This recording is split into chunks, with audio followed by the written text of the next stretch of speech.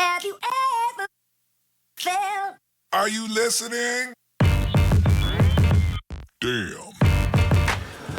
What's up, YouTube? Thank you for tuning in to another episode of Race to 100. I'm Neil Batang. I am Rick Thorcell, and we are on episode number 33. 33. Absolutely. 33, man. Just rolling through this stuff, man. God, a third through already. Rolling through the race, man. That's what we've been doing. So wait, first of all, you're back from Vegas. I'm back from Vegas. How long were you in Vegas for? Approximately 12 hours. 12 hours? I was in Las Vegas for 12 hours. I arrived there 6 p.m. and I left the following morning at 6 a.m. So that's how dedicated he is to this show here. He had to rush back in 12 hours so that we could tape another episode. Because Rich would have put me in the headlock if I wasn't here in time. Absolutely, I would have flown to Vegas and made sure that he was I do have advice for you guys, though. Any young man between the ages of 20 and 35 that's single, any man, but if you are single, especially gentlemen, if you're watching, I implore you to make a trip, please. It's not that expensive. The nightlife is excellent. It was my first time going there, and it's really changed my life on things. In and 12 hours. You know what I'm saying? Think what a weekend. 12 hours in Las Vegas will completely change / alter how you view the world and relationships with the opposite sex. But that's not why we're here. We're going to talk about Race to 100 topics. In our most recent story, Rix and I pulled up an interesting story.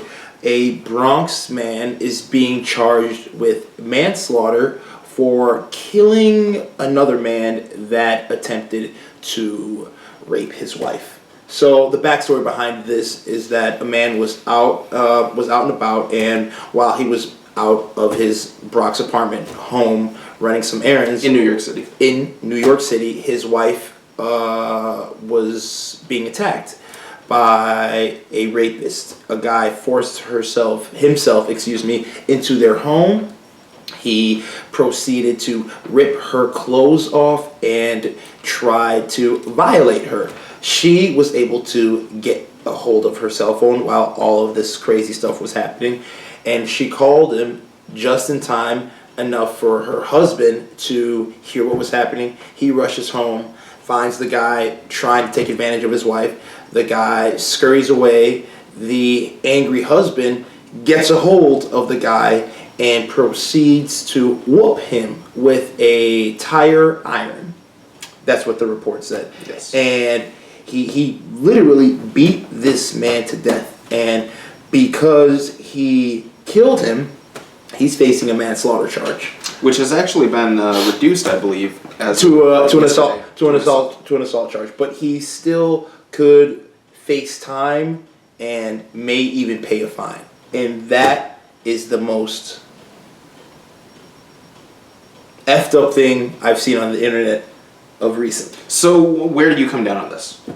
Well, it's crazy. It's like, how are we going to sit there and a guy's facing a manslaughter charge, and yeah, he'll probably avoid jail time, I'm sure, but the inconvenience of having to go through the system, fill out paperwork, go to court, spend money to hire an attorney when all he did was defend his wife. Meanwhile, we've got police officers that are senselessly killing innocent children on video and walking away with a paid vacation. Yeah, and you look at this whole circumstance, and you have a situation where a black man assaults another black man, and the facts came out after the case that this assailant had mental illness. He was diagnosed with bipolar disorder. He had 19 arrest records prior to this.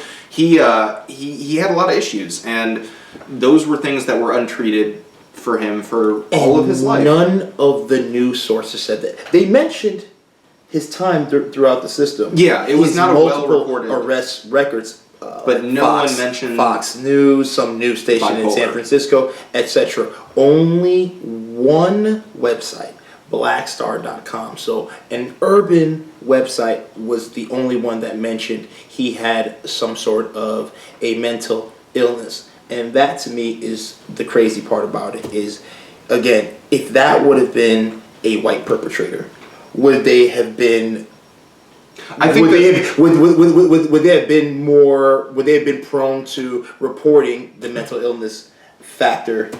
I think regarding the absolutely. issue? I think that it just by the nature, if it was a white person, they would have they would have made a point of, well, why is this white person doing this to these people? One website, and it was an African American urban website, stated that this gentleman had bipolar.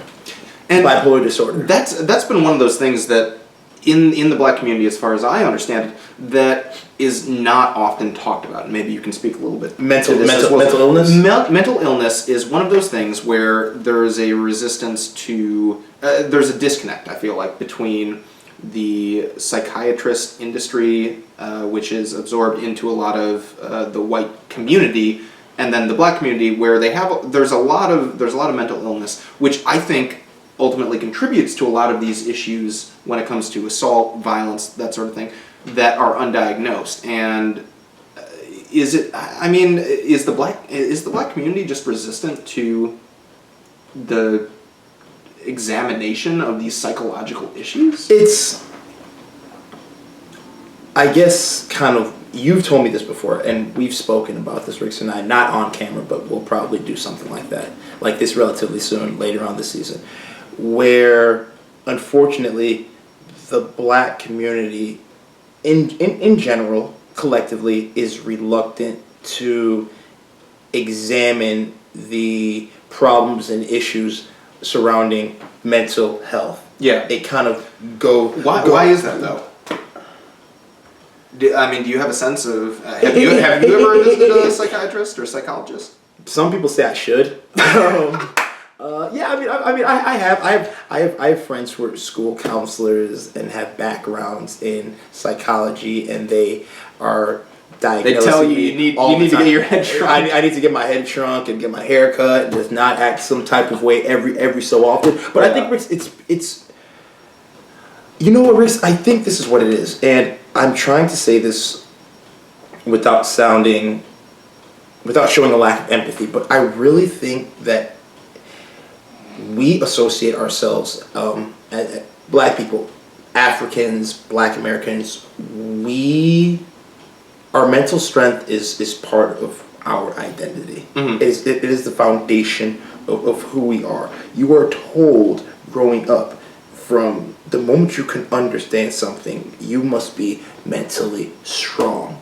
So making excuses or using mental illnesses that may very well exist up there, but using those as a way to rationalize some of your behavior might take away from that mental strength. You know what I'm saying? So you almost feel like less of a person. Like, if I have a mental issue, there's something wrong with me. Like, you feel like less of a person because I'm not supposed to have mental issues. Well, I'm supposed to be strong. Too. I'm supposed to be tough. It's part of the legacy of the African American in this country. Exactly, and you add that with all the other factors that go into it. Yeah. And the reality is that, can you afford to be that vulnerable with your own mental state? That's true. Can you afford to open yourself up to that sort of psychological examination when the rest of society as a whole is telling you there's an inherent issue with you already? Do you want to keep provoking that? Do you want to keep I have a question for you. I think you and I had this talk. We might have had this talk maybe I think in high school. I don't know if you remember. So do you believe in the insanity plea? The insanity plea. So a guy kills someone. We don't know what the hell happens. His lawyer says he's crazy. He's not mentally stable. XYZ. I think in certain instances, I believe that it is a valid defense. Okay. Why do you ask? Merely curious. I'm curious now. Well, I'm glad we were able to bring about my curiosity. But yeah, to close things up, I mean, you guys, this man is facing a manslaughter charge was facing a manslaughter charge that has been reduced to an assault charge for defending the honor of his wife. Literally defending the honor of his wife. And to me, that's just egregious when we live in a country where young black kids can be killed on video and the person who hurt them is walking around free. You don't really see any of these police officers undergoing psychological evaluations, at least in the sense that it's shown to Yeah. everyone else. Yeah. That's not a headline. So yeah, feel free to like, comment, or subscribe to our YouTube channel for more quality episodes of Race to 100. We've got some good stuff coming up, man. Do we have some stuff? We have some good stuff coming up. We do have some stuff coming up. Some kind of sad stuff. Good stuff. Yes. Nonetheless. But thank you guys for tuning in. None of this would be possible without you. Rix, you got anything you want to say? We will catch you next time on the Race to 100. Peace.